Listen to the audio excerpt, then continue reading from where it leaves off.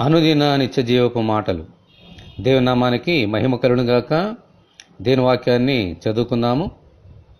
మరియు అపరాధముల వలనను శరీరమందు సున్నతి పొందక ఉండుట వలనను మీరు మృతులై ఉండగా. కొలసలకు రాసిన పత్రిక 2వ అధ్యాయము 13వ వచనం.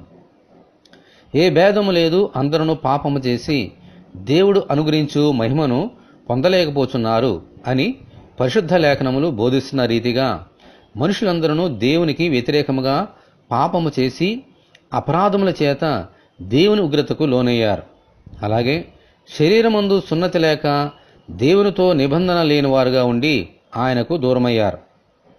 అందుచేత పాపం వలన వచ్చే జీతము మరణము అనే శిక్షను భరించవలసి వచ్చింది. పేరుకు మాత్రమే జీవించుచున్నారు గాని దేవుని దృష్టిలో మనుషులందరూ మృతులుగా ఉన్నారు. అందుచేతనే తండ్రి అయిన దేవుడు ఆ మరణం నుండి మనుషులను తప్పించుటకు యేసుక్రీస్తును సిలువలో మరణమునకు అప్పగించారు. హల్లెలూయా. ఆయన యందు విశ్వాసముంచట వలన మనమందరము ఇప్పుడు నూతన నిబంధన ద్వారా దేవునికి దగ్గరయ్యాము. జీవము కలిగి ఆయనతో సహవాసము కలిగి ఉన్నాము. దేవునికి స్తోత్రము. హల్లెలూయా.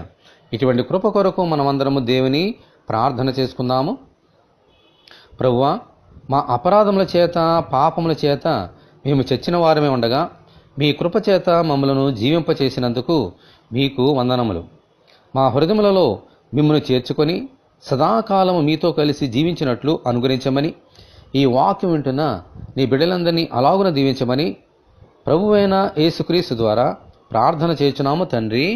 ఆమెన్.